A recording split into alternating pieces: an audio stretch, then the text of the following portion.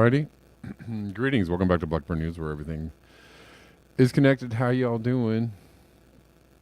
Static is back. Yeah, I'm getting like, it's really weird.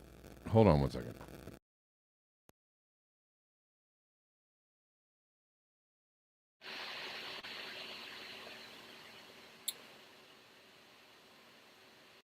Sound was fine for you, Osama.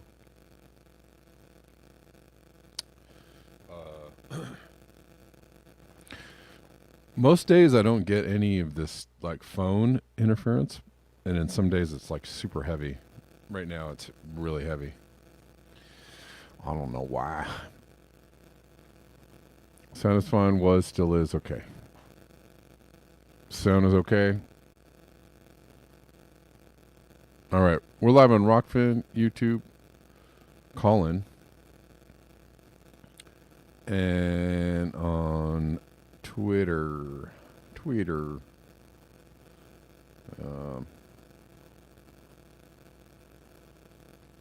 All right, cool. And what's up to the people that are watching on Twitter or X or something?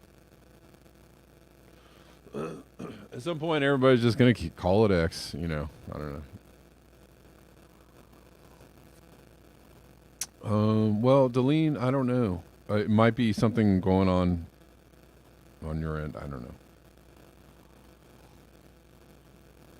I did the unplug and replug, and I don't know. But keep let me know. Keep alerting me to anything going on. Phone lines are open for like 10 minutes. I'll call in if somebody wants to call in. Feel free. Lots to talk about as usual. Lots going on as usual. But I thought I would talk about. We talked about this a little bit yesterday, which was actually new news. New news to me. What's up, William? How are you doing?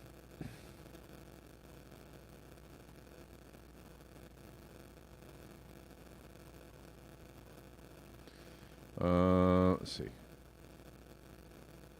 So let's talk about this a little bit. Oh, what's going on?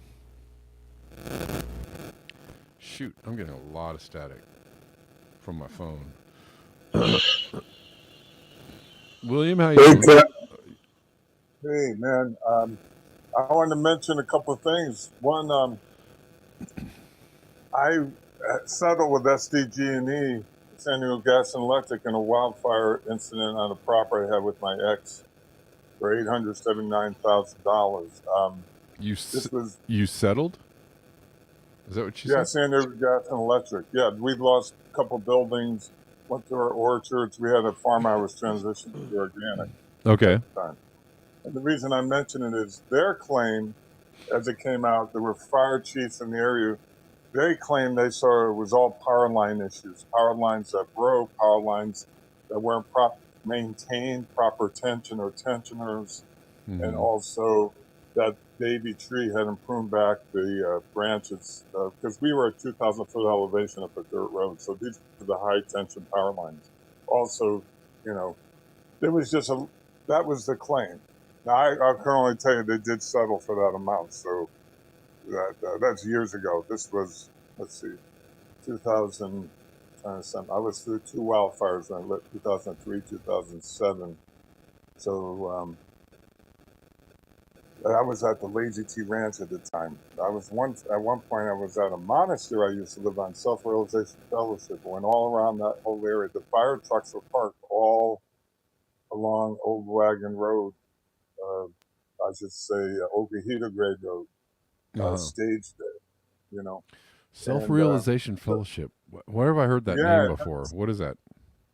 Paramahansa Yogananda brought over a teaching from the East. I got it. That's where a world religion monastery. But that's where all the retired monks were, and the training monks. I was just there just to catch a break from reality. Well, I should say this.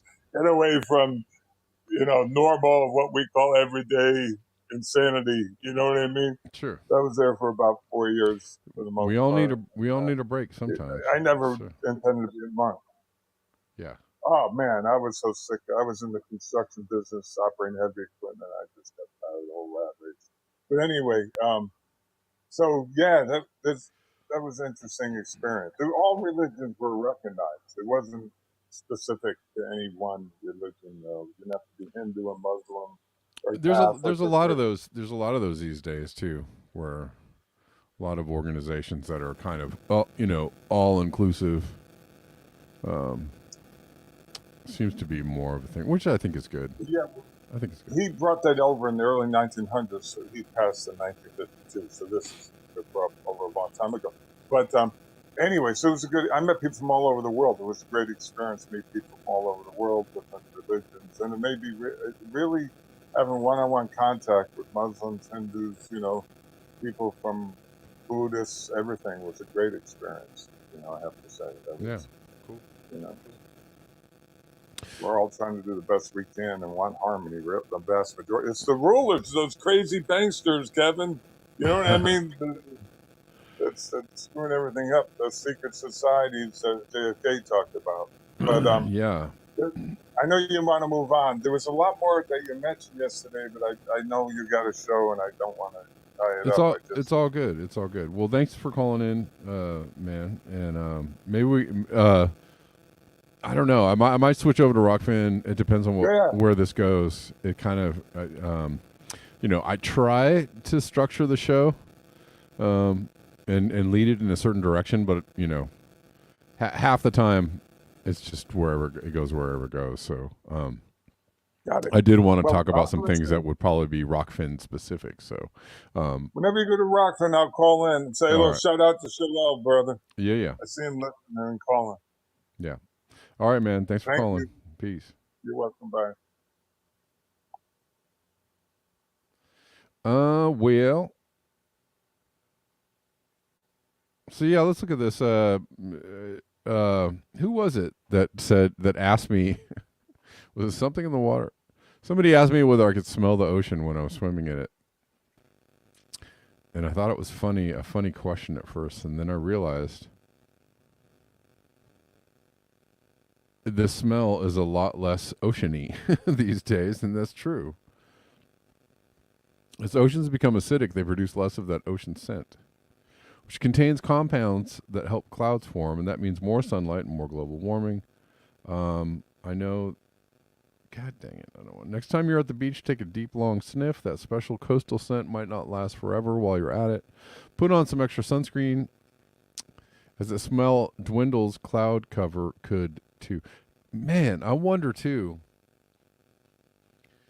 And here we go again, talking about the fake clouds. I wonder if that has something that that is a big click in my brain.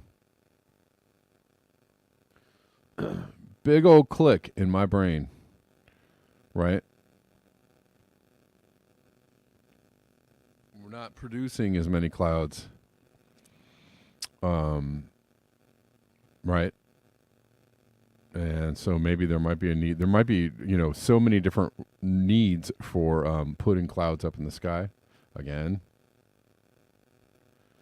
you can mock me for talking about this all you want. I don't really care. I actually don't think, I think the people that don't understand this are hiding from an acknowledgement, and so that's just my opinion.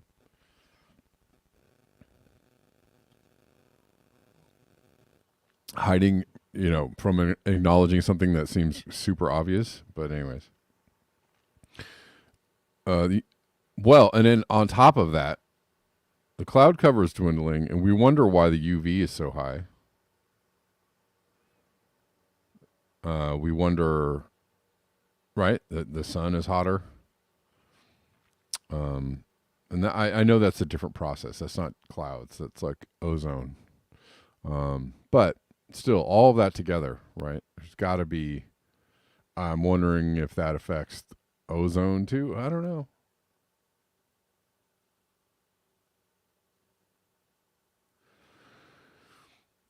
I'm positive that it's all connected. Unique oceanside smell that flows over your olfactory organs is loaded with sulfur, dimethyl sulfide to be exact, or DMS. It's produced when phytoplankton decompose. And it's fragrant compound that's as special as it smells. In the atmosphere, it reacts to produce sulfuric acid, which aids in the formation of clouds. But it's a smell that's endangered by climate change. Experiments have linked the rising acidity of the world's oceans to falling levels of DMS.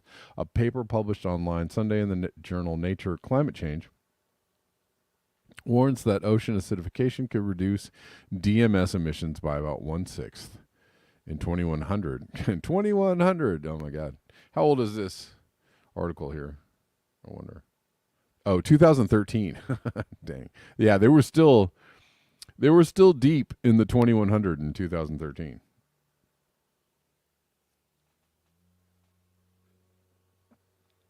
Right. They were still deep in the well below 1.5, well below 2C. And now it's things are really revealed at this point.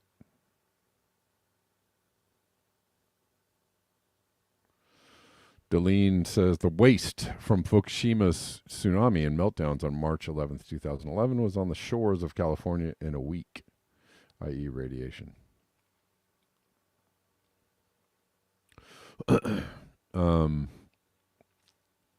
Clouds do more for us than just dispense quenching rain and snow. They also reflect light and heat away from the earth, helping to keep temperatures down.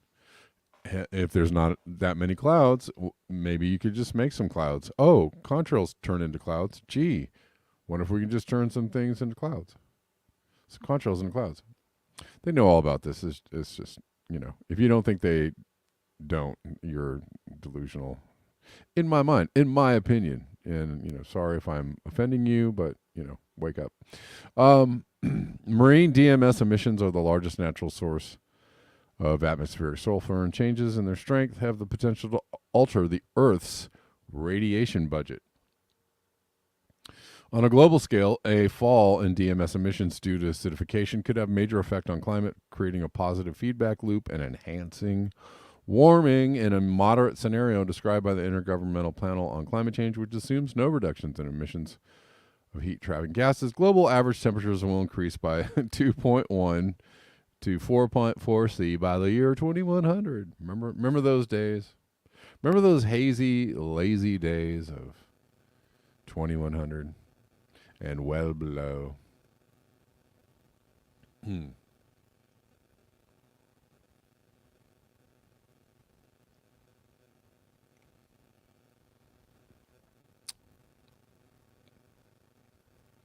Diminished cloud cover and rising temperatures are bad enough, but the real horror might be raising kids in a world where the only place you can smell the ocean is Bath and Body Works. Wow.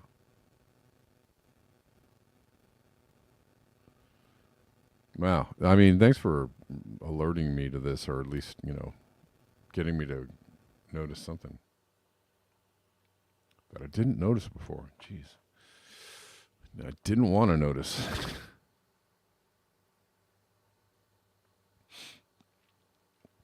Well, here's another thing that's happening that's super duper obvious. Again, for the people that are like, oh, it's climate change. Whatever.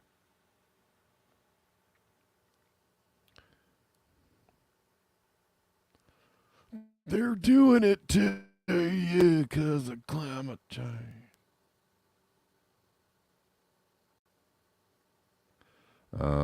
Climate change is shrinking snowpack in many places, study shows, and it will get worse. Shrinking snowpack, I mean, it's obvious this is happening. You can see it everywhere. You can see it with your own eyes. This is one of the data points where it's like, you really gotta really work hard to keep yourself in that climate change is a hoax bubble. Well, why are all the snowpacks smell? I don't know. I think it's the sun. The sun. It must be geoengineering. Well, I mean, No, the geoengineering is to stall the effects of climate change.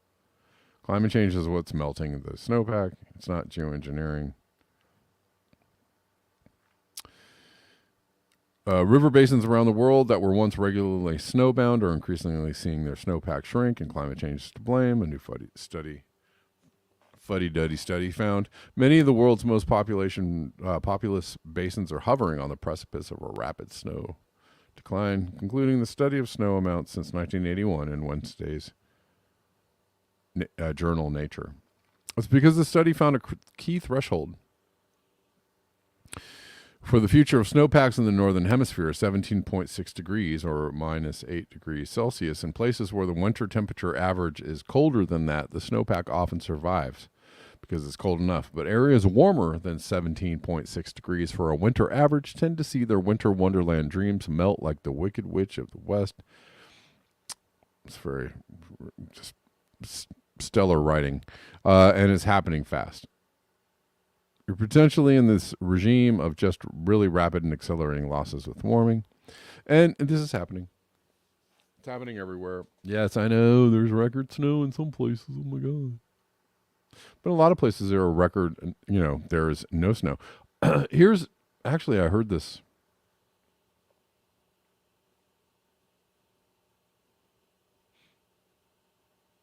Chad Manow says, you are right about UV radiation. I've kept up with it. Daily measurements for several years. Most day UV is high on the scale. Yes, it is.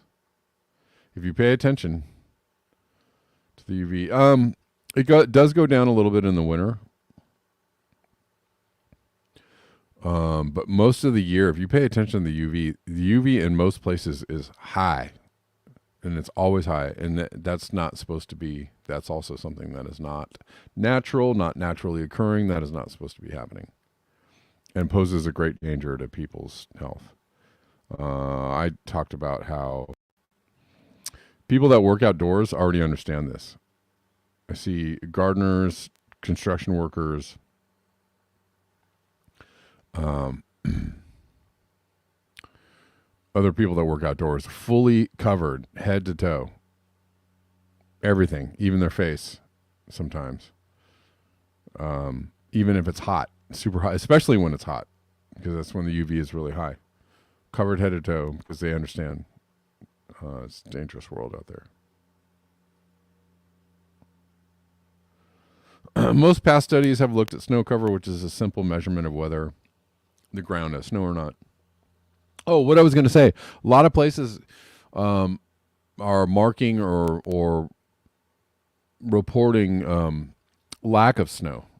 So if you think that it's colder than ever, more snow than, no, not really. When I was in Philadelphia a couple days ago, they said, I heard someone say they hadn't had snow in 700 days. I was like, really? So that actually would be, 700 days without snow in Philadelphia is actually not normal, not usual, right? That's 2 years. So no snow for 2 years in Philadelphia. You should at least get some snow during the winter in Philly. Anyways. And then they got some the other day, but it's a long time without snow. That's not supposed to be happening. Anyways, this latest research examines snowpack. A more encompassing measurement that includes depth and amount at its general peak in March. Spring snowpack is critical for delivering a steady supply of drinking and irrigation water to billions of people, with bigger and earlier melts causing problems. Yeah. Most places have been on. If you are paying attention. What's up, Rockfin people? How you doing?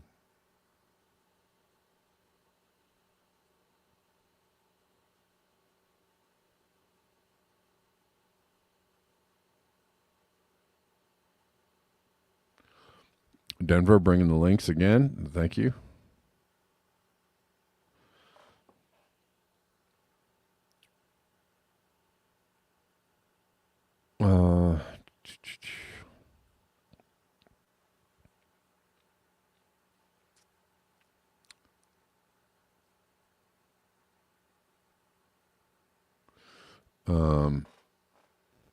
It's a link about particles, aerosol particles in the troposphere. Okay. It's interesting. I will have to look at that.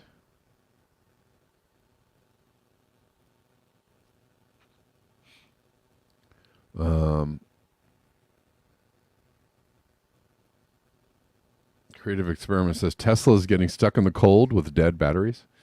Batteries die when it gets too cold. Is that what happens? I don't know. I don't know that much about Teslas. I know they have a lot of problems. I've been in a weather that was so cold that my phone stopped working.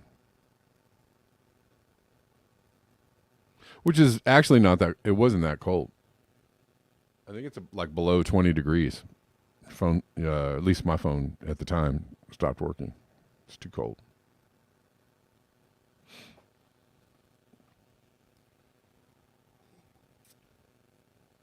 It's the the downside to technology is that, you know,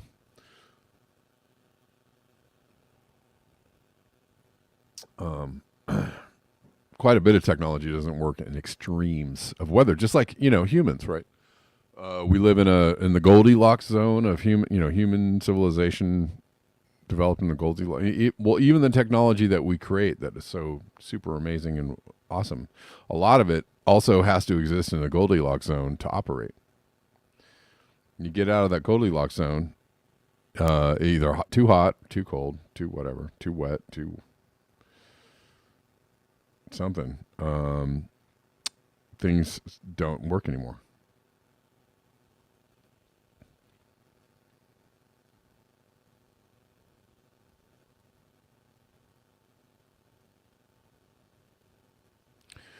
All right. Batteries cannot charge in the cold. Yep.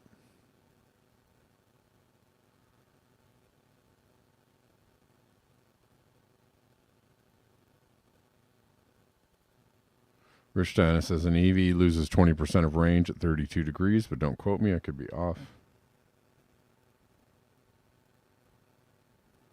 Yeah. If it gets too hot, of course, we know what happens to phones when they get too hot, or cars, or whatever. Or planes. Planes can't take off.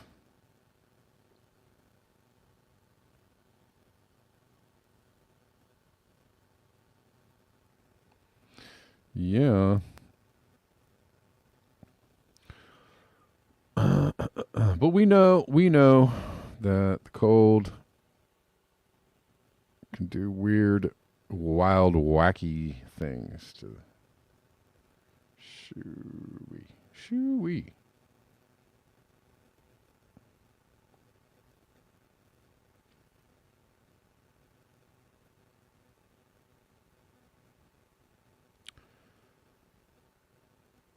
All right. Let's move on. Sorry. I feel like I'm getting a little bogged down. And this is actually pretty funny. And I'm playing it because it kind of reinforces the thing I say all the time about people are so dang confused about kind of simple political ideas that probably could work, or that worked in the past and could work again, but we are being, there was a large amount of interest in changing people's minds about how, good things can be had for the population of people.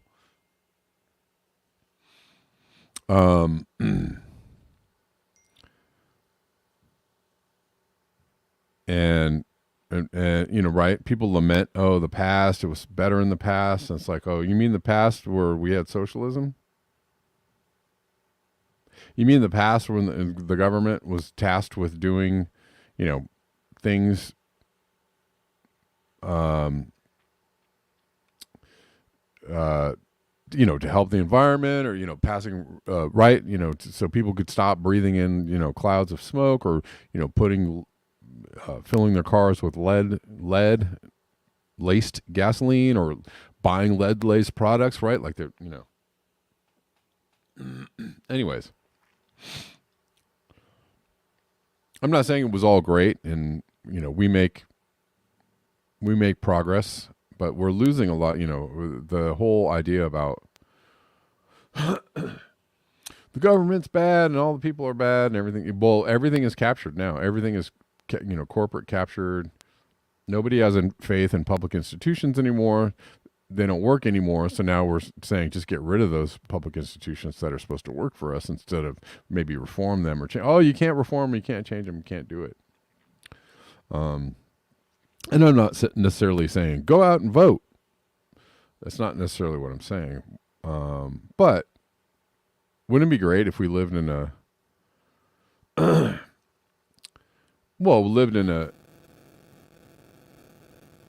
in a world where the vote, our votes, it's possible for our votes to actually make a difference, right? And that is the problem, because the corporate capture is so thick. It is so great. It is so vast. It is so deep. The corporate capture is so thick that you can't, nothing the people want ever gets implemented, and the things that the rich and the powerful want just go sail on through, right? So anyways, there's something to be said for collective will. The collective will of the people being recognized and implemented by the people that govern, and there's nothing actually. That's actually the ideal. That's what you want to have happen. And people, we're so inundated with this like propaganda that communism bad, socialism, oh my God, it's common. Calling fascism and totalitarianism communism, which is not the same thing. If you actually read a book, people would be able to discern things that were good for them and things that were bad for them. But we are so just layered in misinformation that nobody knows anything about anything. Anyways, but this is funny. Revolutionary Blackout Network playing a clip from Andrew Tate. They say, and they're pointing out, I swear most people are Marxist. I swear most people are Marxist. 1, they just don't know it. 2, they are in denial. 3, their class position refuses them to accept what needs to be done. Here, come work on. This is a key element to capitalism. For capitalism to thrive, you need to have a huge percentage of the population who accept a slave's life. And when I say a slave's life, I mean that slavery used to mean, here, come work on the cotton field, you could go sleep in the house. Now it means, here, come work in Starbucks, here's some money, use that money to go sleep in your house. It's the same thing. They just put money into it. This is a key element to capitalism. Ding. Ding, ding, ding, ding, ding. Yeah. And I hear people all the time go around, do these like circular thought experiments where they're like, well, the people that are like way deep in the government bad and the people are bad, the power people, the people on the top and the elites is bad, bad, bad. And sure, yeah, okay, of course. But, and then they go, or if, we hand everything over to the corporations, that'll be bad. True story, that will be bad because this already happened a long time ago, right? The Gilded Age, before we had some kind of socialist controls, blah, blah, blah. Right? And then there were unions, and then there were corporate tax rates, high corporate tax rates, and there were, at least some, there was some kind of welfare and helping people out that couldn't, right? And we were the people at the top, the bigs, people with the top hats. They got together and they were like, we need to convince people that all this stuff is bad for them. All the stuff they're getting is bad for them. It started, Rush Limbaugh laying the ground in the 70s. Rush Limbaugh and those people laying the ground, and then Reagan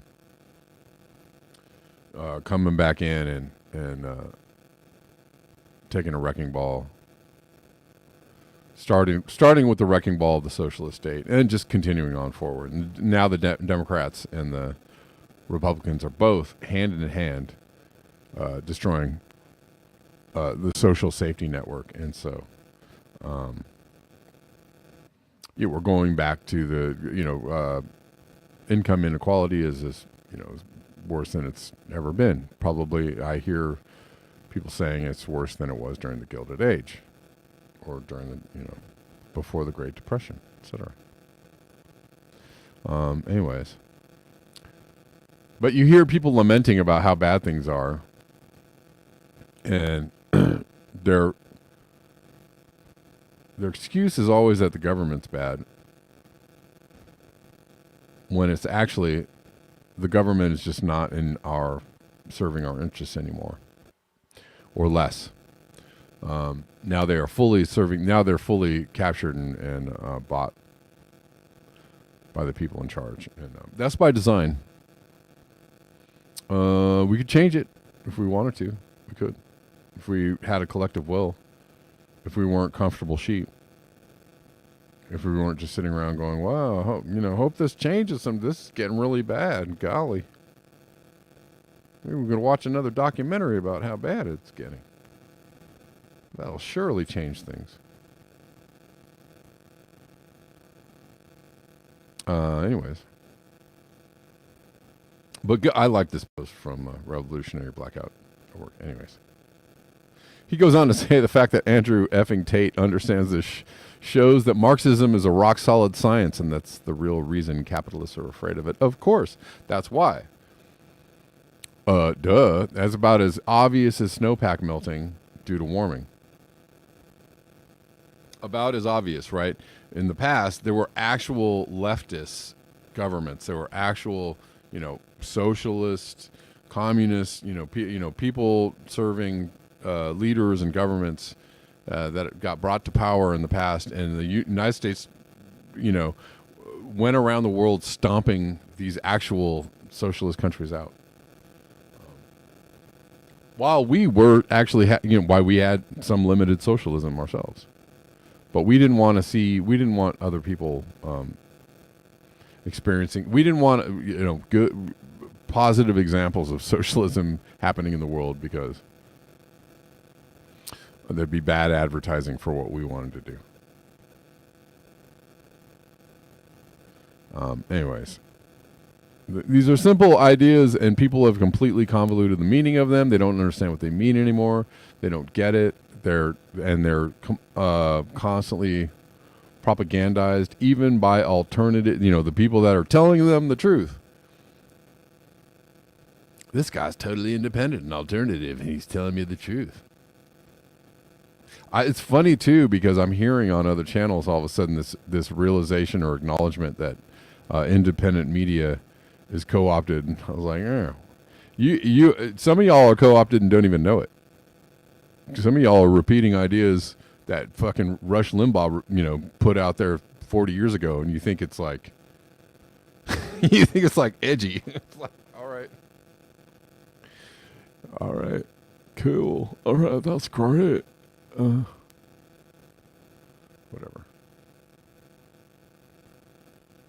Whatever.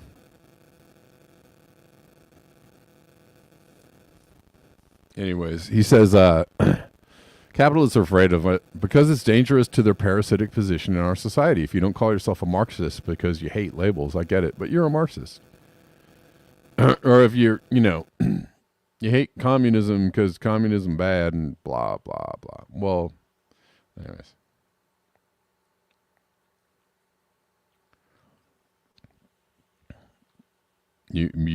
You've just been properly propagandized. Anyways.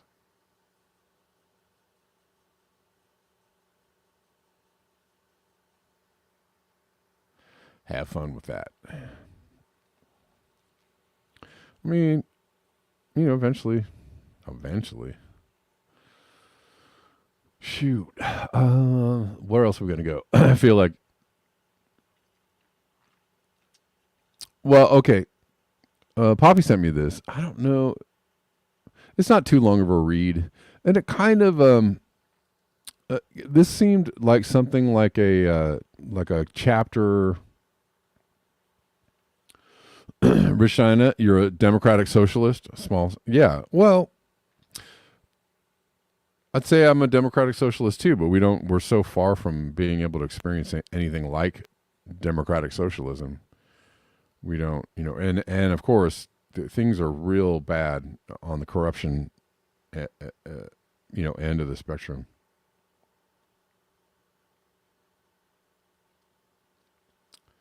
Yeah, China isn't communist.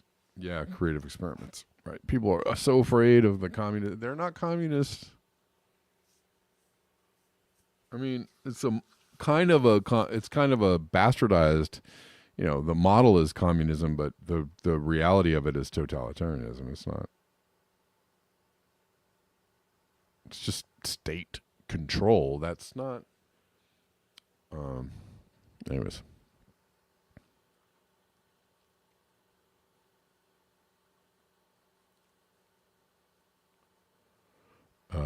So let's look at this. It's an article about overnight degrowth, and it's kind of a thought experiment.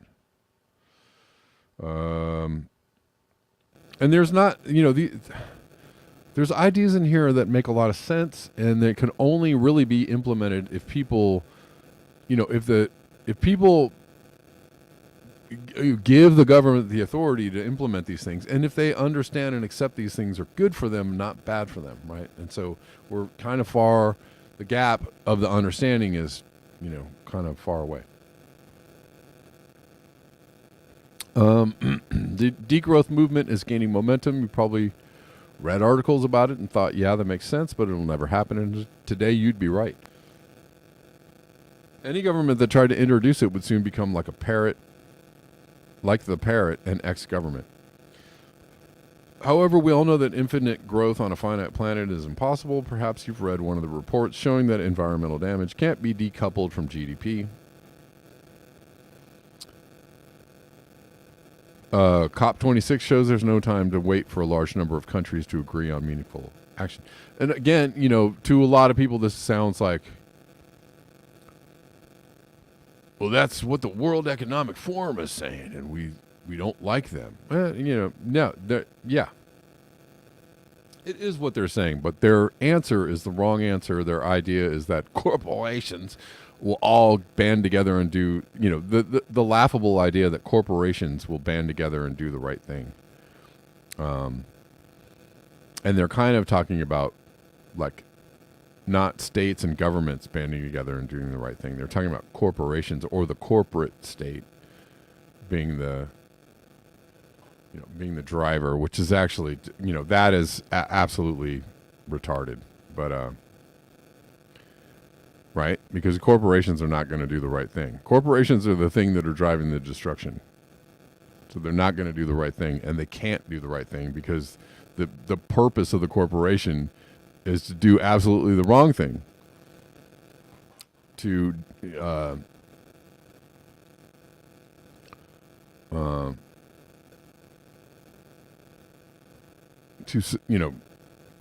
sublimate, or to rape the planet for profit. That's what corporations do. They rape the planet for profits. And they don't know any other business model at this point in time. However, we all know that infinite growth on a finite planet is impossible. That is a true statement. Perhaps you've read one of the reports, blah, blah, blah. I read that. So imagine that you and your social media buddies launch a campaign and degrowth becomes a household word. Understood by many, and one brave government, my money's on the Kiwis, decided to take the plunge. Why would it be the Kiwis? I don't know. They secretly make preparations, then introduce it overnight. That actually is the problem right there. That's a problem. They secretly make preparations, then introduce it overnight. This is the thing that people will not accept. So that's the thing that people would not accept. And so this is where this article goes a little off. Listen, man, you're going to get a way more traction if you have a public, open discussion around this. One that is not sullied by corporate propaganda, right? It's the corporate propaganda out there that has actually taken hold and become very powerful. The misinformation that the corporate propaganda pumps out there daily, on the daily, constantly, is very convincing, and a lot of people believe it. A lot of people are like, yeah, these are totally my own thoughts. Kind of like communism bad. A free market good. These thoughts that they think they're their own thoughts. But like, you're being propagandized like constantly, and some people are just repeating the propaganda. But if you could have a public conversation free of the propaganda and allow people to discuss, discern, and talk amongst themselves and go, hey, this is what we want to do. Does this sound good to you? And most people would go, yeah, that's what would happen, right? People actually go along with what they think is good for the public at large.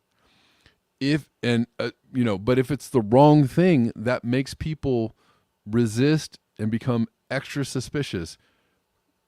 Case in point, example, COVID-19, right? That's a big case study on that. But but the thing is what happened with COVID-19? You said, "Hey, this is an emergency, and everybody was like, let's do the right thing. People will actually go, hey, let's do the right thing. If you give them the right, and you don't want to give them wrong information, you don't want to give them false information, you don't want to do that to people, because then they won't want to listen to anything you have to say. But if you give them honest information and allow people to have their own thoughts and think things through, and and do their own research and all that kind of good stuff, then people can actually see when things are good for them and when they're not good for them, and the public can come to a conclusion that is correct. But the impetus is always there for people to do the right thing for the public good. They will do that. They absolutely will do that.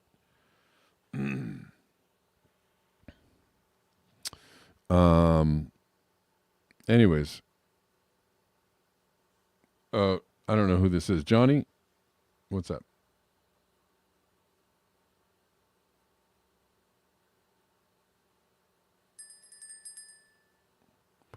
Johnny, you're on if you have something to say. Hello.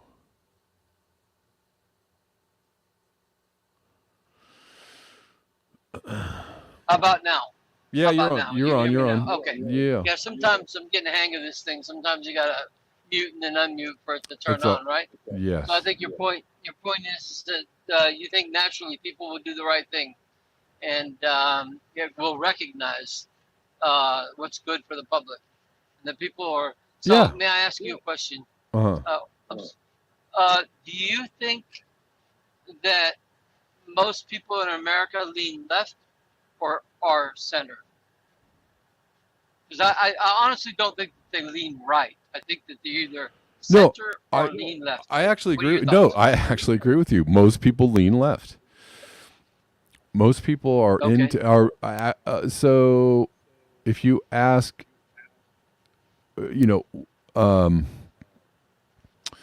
I bet most right-wing Christian Trump voters would hate to have Social Security and Medicare taken away, right?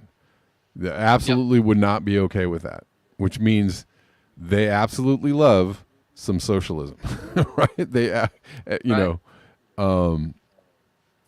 which is an interesting, kind of twist, right? An interesting bit of logic there, or non-logic, but yeah, no, I agree with you. I think most people lean left, and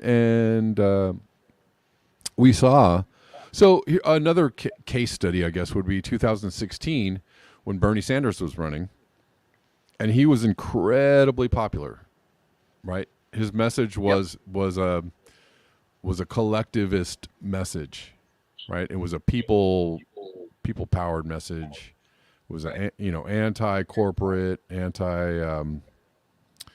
but also good for the people. It was a kind of a return to a traditional lefty socialist message. He was incredibly popular, and probably would have won, right, had they not, Right. done them in. And that actually, I think that speaks to what you're saying. You're The reason correct. why I asked point up about the unsustainability. How did you put it? The growth that you can't have growth, Infinite right? growth on a And it's finite planet. infinite on a right. Now capitalism is based on growth, correct? It is. You're right. So can we say that if we were to a smart person propagandizing against left-leaning politics would make the argument that uh, that no, we have to be conservative and we have to be right-leaning and be conservative because infinite growth is unsustainable. Yeah. Would you agree with that? Yeah, and you made the statement that capitalism relies on growth. It does in some ways, but the capitalism that we know, the capitalism that we actually practice, depends on infinite growth. But I think that there is a way to have capitalism without it being without it having to be, always growth, right? It could be more circular, right? Could you expound on that? How you would do that? How you would propose that, or how you would present that idea? I mean, I think that there were examples of it in the, if you I was just saying democratic socialism. Somebody in the chat, Rich, said he's a democratic socialist, and in a way, democratic socialism is a bit of a form of that. So you have people working, making, and they make, because they're unionized or because they are paid the value of their work, or the work compensatory to the how the standard of living, or how much things cost, right? So people are paid, they make a good hourly wage, they do get taxed, but for their taxes they get a lot in return, right? So it is kind of a circle, right? There is still growth involved because it's capitalism, but you have people getting back, something for their money, goods and services, for the good of the people, and they rely, people believe and trust that the government is going to do things that are in their interests and not in the interests of the people, all on the top. And I would actually say, we could probably do capitalism. We could even do something even more extreme, and that people would have a hard time accepting. But I think that there should be people will talk about a minimum wage, and I think that's fine. I think that there should be a minimum wage, but the minimum wage right now, nationwide should be like $30 an hour, right? If we're talking about how much things cost and how much rent is and food and everything, if to live comfortably, to be a middle class citizen, you would have to make like $30 an hour. That would be a minimum. Yeah. But there should be a maximum wage, right? Nobody should be able to make more than $200,000 a year. If you can't live on that, you're an insane person, right? Yeah. Nobody needs more than $200,000 a year. You are very, very comfortable if you make $200,000 a year. Nobody needs. The thing that maximum wages would do, for one thing, is let's say you're just you have a maximum wage. If somebody wants to pay you more than $200,000 a year, or whatever, if you feel like you need to, I don't know. I guess people would say maybe it would suppress innovation or suppress, some kind of drive. But I think, let's say you have a maximum wage and everything else is taxed or taken from the government to fund programs for everyone, or fund programs that would help the planet. Well, you would also, the other thing a maximum wage would do would be, even $200,000 is probably too much, because if you had a maximum wage of say $100,000, you wouldn't be able to do things like fly everywhere all over the planet all the time. You wouldn't be able to own 4 cars or 16 cars or whatever it is you think you need. You wouldn't be able to have a McMansion. You wouldn't be able to just consumer the earth into, dust, right? So nobody needs these are like ideas that people really right now nobody, there are people talking about them, but nobody at large can really accept this or comprehend it as being something that might be beneficial. But like,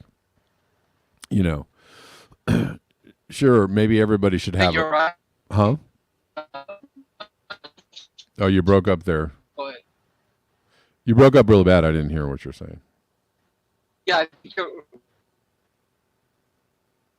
that's a conversation for probably a more mature, more how can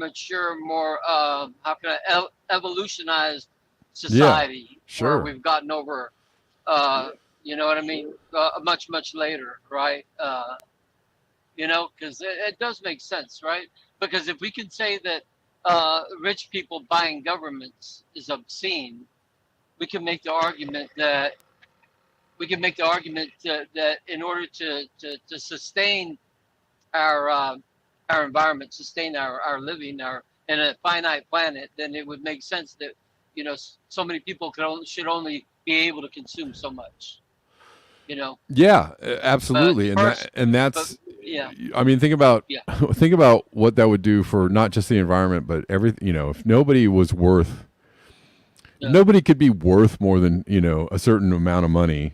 Well, then they wouldn't have the power, the influence, you would really, and then people might say, well, then the government would have all the money. They would be taking all that extra money, and they would have all the power and the influence. But I mean, I don't know. That's a part where I think that's kind of like a quantum economics or something, like where you have to kind of really like look at where the money's going or whatever. But I'm just saying like that's just I think personally there used to be a wealth tax or a corporate tax rate of 90%. Over a certain amount of money, right? If you made over a certain amount of money, you were basically taxed almost 100%.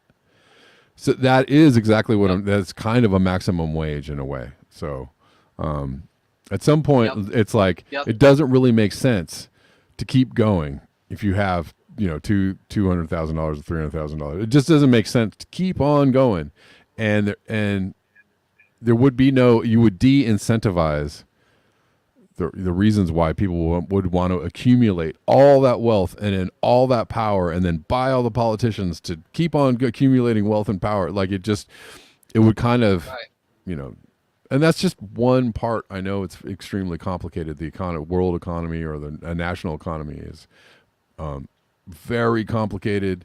There are other parts to it, but I don't know. I think that could be an idea that's worth discussing. It's worth discussing when you were talking about a population that is evolved.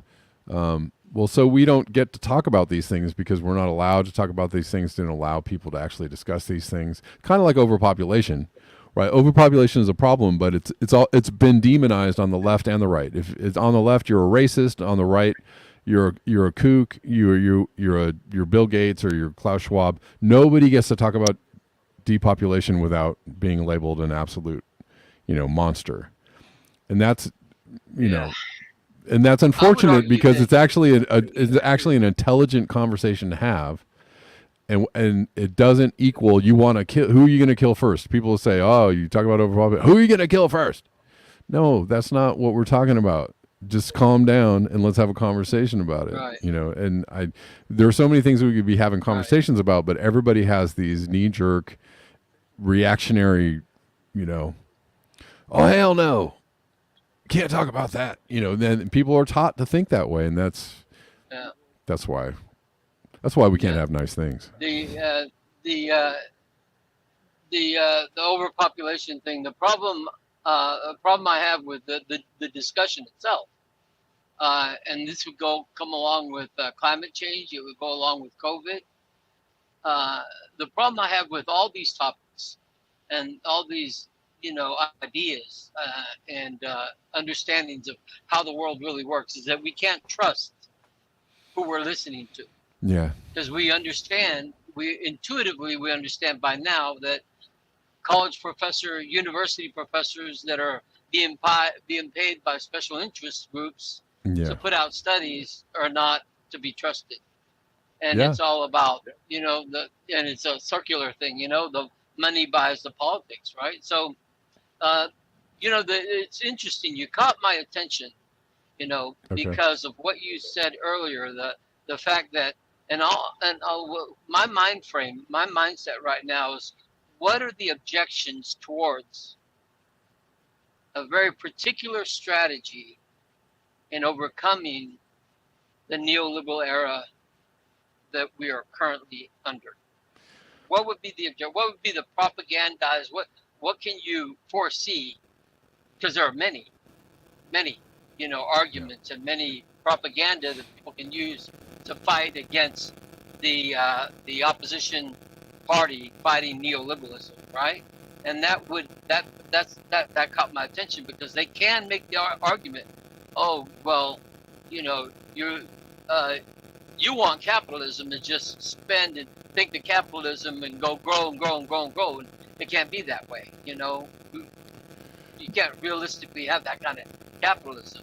But at the same time, we who are fighting neoliberalism are not fighting neoliberalism under the context or under the pretext that we want communism or socialism, but rather a more balanced economy. So Exactly. we want capitalism, So what are you going to throw at me as we as we implement this strategy to fight back? Right. So, And and this is why they went so hard against Bernie Sanders, and why well, I won't. I don't really want to get into the discussion of whether he was a real champion or not. Obviously, he had pressures, but I'm saying they don't really want logical answers to the problem to be put out there, because the answers are very simple, and it sounds just like simple logical truth. And they don't, as you said, balanced, right? Like a balanced, approach to, overcoming these, seemingly massive problems that seem to just get worse. It's harder and harder to push back. I remember years ago, people were talking about Citizens United was the biggest problem we had in government, that we needed to get rid of it. Well, we never got rid of it. And nobody even talks about it anymore, right? We've just given up on even addressing that huge problem. Like, we need to get rid of Citizens United. Like, that needs to be overturned. But in the course of time, since that discussion, there's been all kinds of other things that have been, all kinds of other legal or civil protections that have been, done away with, overturned. And so it just gets worse, right? We're going down a hole, and nobody has an answer, and nobody wants to fight back, and nobody has any agency. And the only thing that we're told is government bad, and you can't do anything to fix it. And if you want to go vote, you're a stupid.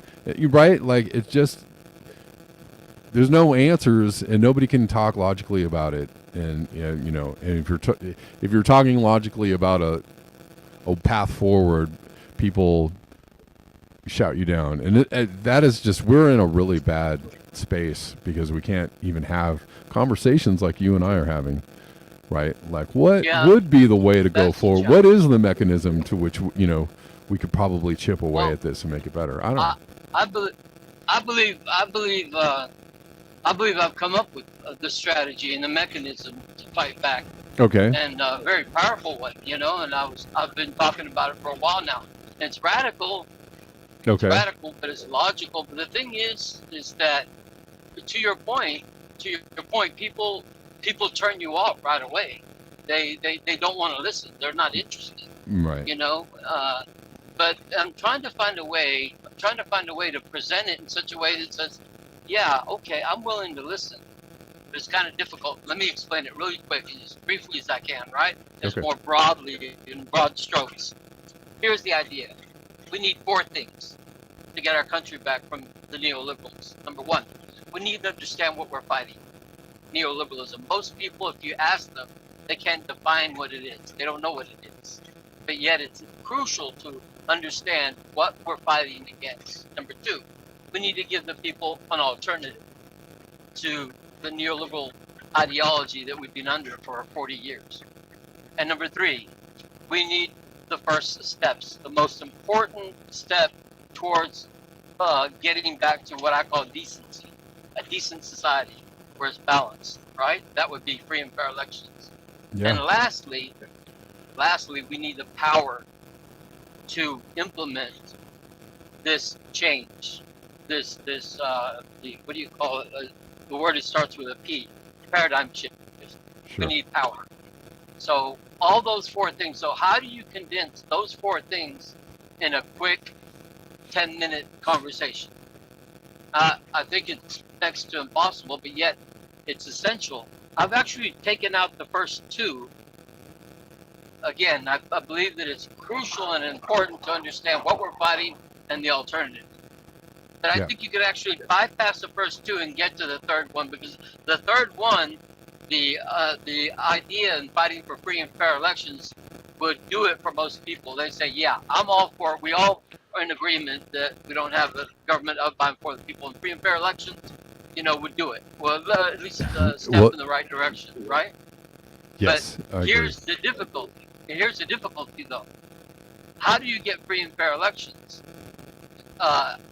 They've been at it since 2017. I know one of the biggest proponents for free and fair elections, Lawrence Lessig, has been at it since then, and they came close in 2022, but were short 2 votes to pass a decent campaign finance reform legislation, which really makes sense. Like, take the day off in voting, no more gerrymandering, have all that, which makes a huge difference, right? Paper ballots. So no more no mail-in that, ballots, only day of ballots, right? Like all kinds of stuff. Yeah.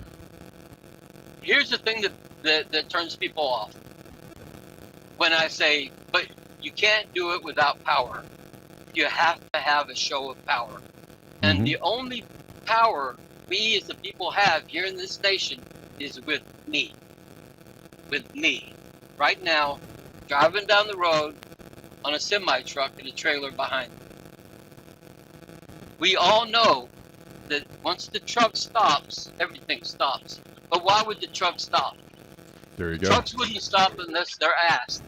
And they won't be asked unless the people believe and understand the power that they have. So here's the idea. The idea is that the problem is that we're not visible. The left is not visible. We don't see each other, and they can readily and easily ignore us. But if we were to see each other in the form of wearing red and white on our bodies and putting it on our vehicles, we see that we're building an army, and the army has the power to tell the truck driver to be their representative in this fight against neoliberalism, to change the paradigm. And to do that though, number one, people have got to believe that they would be willing to, and this is important too, it's logical, right? But it's a hard sell. You see, the problem is neoliberalism. The antithesis is the space that our government has in its fiscal policy and doing for the public purpose, right?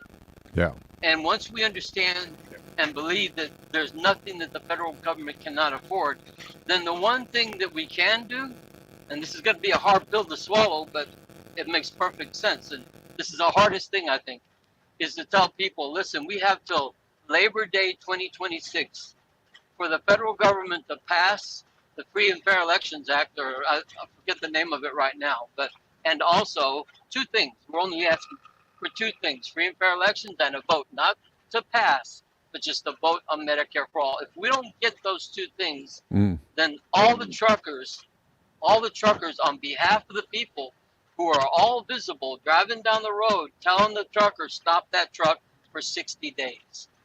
Now, a lot of people push back and say 60 days, hell, how am I going to pay my bills? Right. Well, I tell them, don't fret, because you're not the only one. If this works out, the whole nation is going to have that same problem. And here's the kicker, and I'll close with this, okay? Last comment. Yep.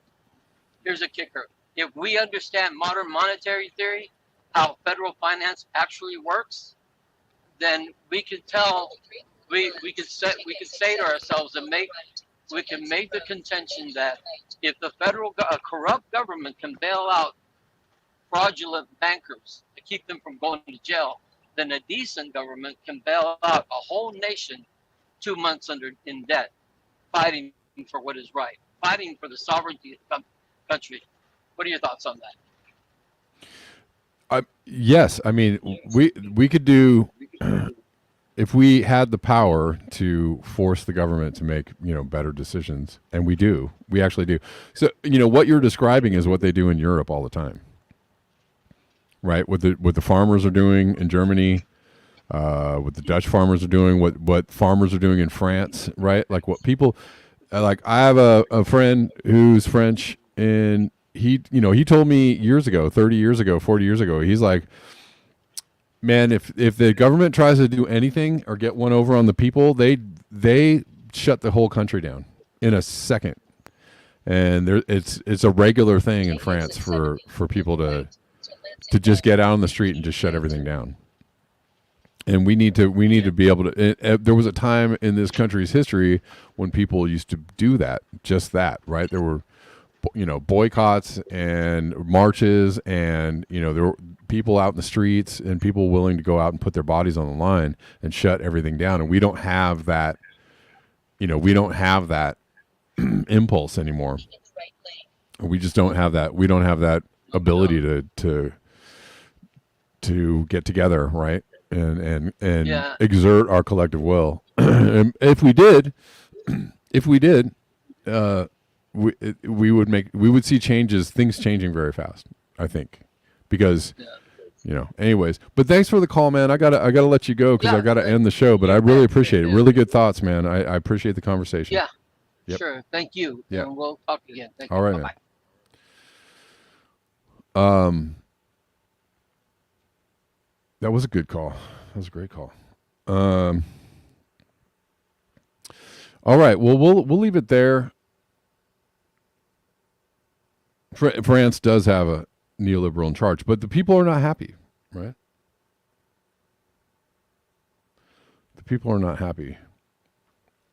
And they are able to get out there and really,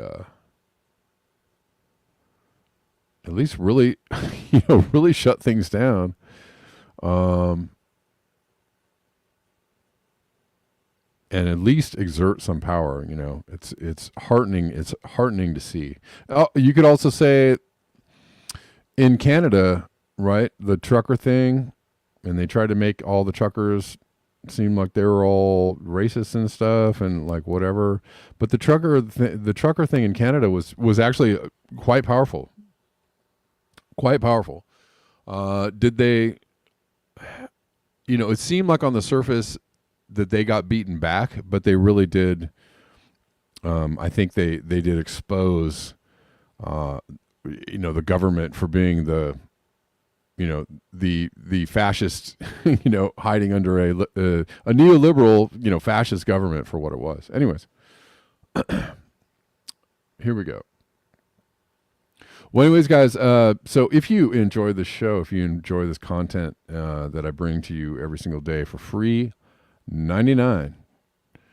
You like hanging out on the Black Bear News. I do need your assistance in keeping the show going, and anything is helpful. So, and so many of you have already contributed, and I appreciate you. But anyways, here are some of the ways you can contribute to the show. buymeacoffee.com/blackbearnews. Cash App at Red Llama Music, Venmo at Kevin Sandbloom, PayPal.me/Kevin Sandbloom. You can Zelle me at KevinSandbloom at ProtonMail.com. You can follow me at Twitter, Black Bear News, the #1. You can watch the show there if you want to. You can also, there are t-shirts on my website. There's a link for that below. What else? There's also Patreon. Quite a few of you are all on Patreon. So anyways, tomorrow is Friday. I'll be back tomorrow at 9 a.m. Pacific Daylight Time. And until next time, peace.